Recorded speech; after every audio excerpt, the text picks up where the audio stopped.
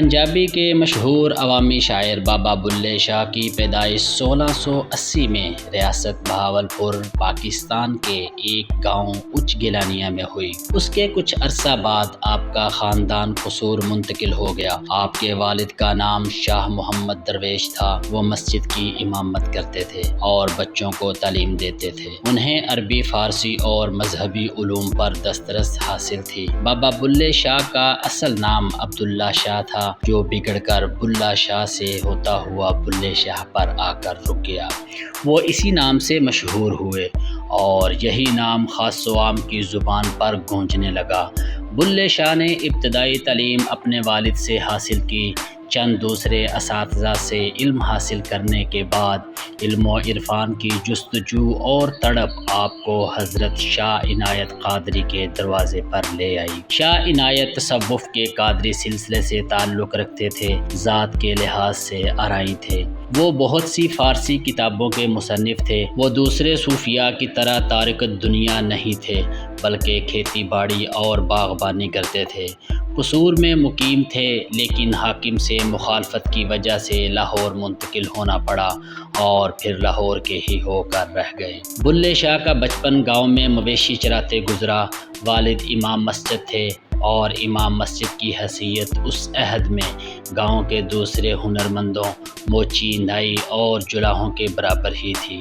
یہی وجہ تھی کہ بلے شاہ کا معاشرے کے پسے ہوئے طبقات کے حوالے سے نہ صرف گہرا مشاہدہ تھا، بلکہ آپ خود ان حالات سے گزرے تھے۔ اسی مشاہدے اور تجربے نے آگے چل کر بے باک شاعرانہ اسلوب کی بنیاد رکھی۔ اور اس عہد کا جائزہ لیا جائے تو 17ویں اور 18ویں صدی بر صغیر کا پرعشوب عہد تھا۔ اس عہد نے نادر شاہ اور احمد شاہ ابدالی کی تباہ کاریاں دیکھیں، دلی کو اجڑتے ہوئے دیکھا، لاکھوں انسان اس قتل و غارت کی بھینٹ چڑھ گئے۔ دوسری جانب یہ اورنگزیب عالمگیر کی مذہبی جنونیت کا عہد تھا، جس میں بادشاہت کے جبر کو ملائیت میں ڈبو کر لوگوں پر مسلط کرنے کی کوشش کی جا رہی تھی۔ عالمگیر کے بارے میں ابن انشا کا مشہور جملہ ہے کہ دین و دنیا دونوں پر نظر رکھتا تھا، نہ اس نے کوئی نماز چھوڑی اور نہ ہی کسی بھائی کو چھوڑا۔ عوام کے ساتھ سلوک میں مذہب کو اہمیت دی جانے لگی اور مذہبی تعصبات کو ابھارنے کی کوشش کی گئی۔ جبر و استبداد اور ظلم و ناانصافی کو نماز، روزے اور ٹوپیاں سینے جیسے علامتی کاموں پر روا رکھا جانے لگا، جس پر اسے اورنگزیب رحمۃ اللہ علیہ کہا جانے لگا۔ یوں سمجھیے کہ وہ اس دور کے ضیاء الحق کی تھے، جس میں مذہبی پیشواؤں کو بھی جبر کا موقع میسر آیا۔ دوسری طرف اس انتشار اور مذہبی جنونیت کے خلاف ہمیں ادبی اور فکری سطح پر ایک بے مثال رد عمل بھی ملتا ہے۔ اسی عہد میں پنجاب نے بلے شاہ اور وارث شاہ کو جنم دیا۔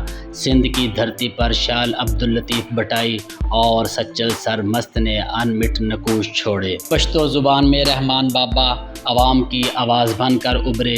اردو میں خواجہ میر درد اور میر تقی میر نے عظیم شعری روایت کو مضبوط بنیادیں فراہم کی۔ لیکن اس عہد کے بے مثال شعراء میں یہ اعزاز صرف بلے شاہ کے حصے میں آیا کہ ان کے اشعار، کافیاں اور دوڑے صرف پنجاب میں ہی نہیں بلکہ سندھ، راجستھان اور ہندوستان کے دوسرے علاقوں میں لوگوں کی دل کی آواز بن گئے، اور اس عظیم شاعر کی آواز ہندوستان کے ہر کونے اور ہر لہجے میں گونجی۔ بلے شاہ کی شاعری اور زندگی مذہبی ملاؤں اور پنڈتوں سے نبرد رہی۔ فرسودہ ذات پات کا نظام اور طبقاتی فریق کو آپ نے خاص طور پر ہدف تنقید بنایا۔ گھسے پٹے کتابی علم سے نکل کر سماج کی زندہ حقیقتوں کو موضوع بحث بنایا۔ مذہبی بنیادوں پر نفرت اور جھگڑے پیدا کرنے والے متعصب اور جنونی مذہبیوں کے خلاف آواز بلند کی اور تمام انسانوں کو ایک انسانی برادری قرار دیا۔ آپ جب شاہ عنایت کے مرید ہوئے تو اس پر بھی ان کی برادری اور ملاؤں نے ہنگامہ کھڑا کر دیا، کیونکہ آپ سید تھے، آل نبی اولاد علی سے تعلق رکھتے تھے، لیکن شاہ عنایت ذات کے آرائی تھے۔ جو کمتر اور گھٹیا سمجھی جاتی تھی۔ یہ بات ان کی برادری اور مذہبی ٹھیکیداروں کے لیے قابل قبول نہیں تھی کہ ایک اعلیٰ خاندان اور قابل فخر نسبت کا حامل شخص نچلی ذات کے کسی فرد کے سامنے زانوئے تلمذ طے کرے، لیکن آپ نے اپنے سید ہونے کو ٹھکرا دیا اور سب کی مخالفت مول لے کر شاہ عنایت کو مرشد مان لیا، اور اس نسلی تفاخر سے نکل کر اپنی تشکیل نو کی اور ایک نئے انسان کے روپ میں سامنے آئے جو ماضی کے تمام تعصبات سے پاک ہو چکا تھا۔ اس حوالے سے ان کے اشعار دیکھیے: بلے نو سمجھاون آئیاں بہناں تے برجائیاں، آل نبی اولاد علی نو تو کیوں لیکاں لائیاں، من لے بلیا ساڈا کہنا چھڈ دے پلہ رائیاں، جیڑا سانو سید آکھے دوزخ ملن سزائیاں، جیڑا سانو رائیں آکھے بہشتیں پینگاں پائیاں، جے توں لوڑیں باغ بہاراں طالب ہو جا رائیاں۔ اور اس نسلی تفاخر سے نکل کر اپنی تشکیل نو کی اور ایک نئے انسان کے روپ میں سامنے آئے جو ماضی کے تمام تعصبات سے پاک ہو چکا تھا۔ اس حوالے سے ان کے اشعار دیکھیے: بلے شاہ نو سمجھاون آئیاں بہناں تے برجائیاں، آل نبی اولاد علی نو تو کیوں لیکاں لائیاں، من لے بلیا ساڈا کہنا چھڈ دے پلہ ارائیاں، جیڑا سانو سید آکھے دوزخ ملن سزائیاں، جیڑا سانو رائیں آکھے بہشتی پینگاں پائیاں، جے توں لوڑی باغ بہاراں طالب ہو جا رائیاں۔ اس بغاوت پر آپ کو خاندان، ذات اور اپنے ہم مذہبوں کی شدید مخالفت مول لینا پڑی، لیکن آپ ڈٹے رہے۔ نہ صرف یہ کہ ہر قسم کا لعن طعن برداشت کیا بلکہ اپنی شاعری اور عمل سے اس کا جواب بھی دیا۔ اسی دور میں جب آپ نسلی تفاخر کو خاک میں ملانے کی پاداش میں زیر عتاب تھے، آپ نے گدھے پال لیے، جو اس عہد میں سب سے نچلے طبقے کا کام تھا اور کوئی باعزت شخص یہ کام نہیں کر سکتا تھا۔ لیکن بلے شاہ اپنے آپ کو اس سماج کے نچلے ترین طبقے میں لے آئے اور اس کا عملی حصہ بن گئے، یہاں تک کہ لوگ آپ کو کھوتیاں والا کہہ کر پکارنے لگے۔ دقیانوسی رسوم و رواج اور روایتی بندھن آپ کو کبھی بھی پسند نہ تھے۔ زندگی کے ہر موڑ پر ان کو توڑ کر آپ کو خوشی ملتی تھی۔ مذہب، رنگ، نسل اور جنس کی تفریق آپ کے نزدیک ایک بے معنی چیز تھی، اور انسانی وحدت اور انسانی برادری و انسانی برادری کی ہم آہنگی کے لیے زہر قاتل کی حیثیت رکھتی تھی۔ آپ کے حوالے سے مشہور ہے کہ ہیجڑوں کے ساتھ گل مل جاتے، ان کے ساتھ ناچنا شروع کر دیتے، یہاں تک کہ چوکوں اور چوراہوں میں مجمع کے سامنے بھی ہیجڑوں کے ساتھ ناچتے۔ ان کا خاندان اور برادری اس بات سے نالاں رہتے کہ بلّہ ہر قدم پر ان کی بے عزتی کا باعث بن رہا ہے۔ شاہ عنایت کا مرید ہونے کے بعد گدھے پالنا اور اب ہیجڑوں کے ساتھ ناچ گانا، لیکن آپ اپنی سرمستی اور دھن میں چلتے چلے جا رہے تھے۔ بلے شاہ سے قبل بھی شعراء نے مذہبی پیشواؤں کی چیرہ دستیوں کو ہدف تنقید بنایا ہے، لیکن جس بہادری، جرأت اور دلیری سے بلے شاہ نے ان مذہبی ٹھیکیداروں کو رد کیا ہے، اس کی مثال ملنا مشکل ہے۔ کہتے ہیں ملا تے مشال چی دوہاں اکو چت، لوکاں کردے چاننا تے آپ ہنیرے وچ۔ اسی طرح ان ملاؤں کی عالمانہ اصطلاحات اور فرسودہ کتابوں کے بے معنی تکرار سے تنگ آ کر یوں ان کا پردہ فاش کرتے ہیں: علموں پے قضیے ہور اکھیں والے انی کور، پھڑ لئیے ساتھ چھڈے چور، دوہاں جہانی ہویا خوار، علموں بس کری او یار، پڑھ پڑھ مسئلے روز سناویں، کھانا شک شعبے دا کھاویں، دسیں ہور تے ہور کماویں، اندروں کھوٹ باہر سچیار، علموں بس کریں او یار، پڑھ پڑھ نفل نماز گزاریں، اچھیاں بانگاں چانگاں ماریں، ممبر چڑھ کے واز پکاریں، تینوں کیتا ہرس خوار، علموں بس کریں او یار۔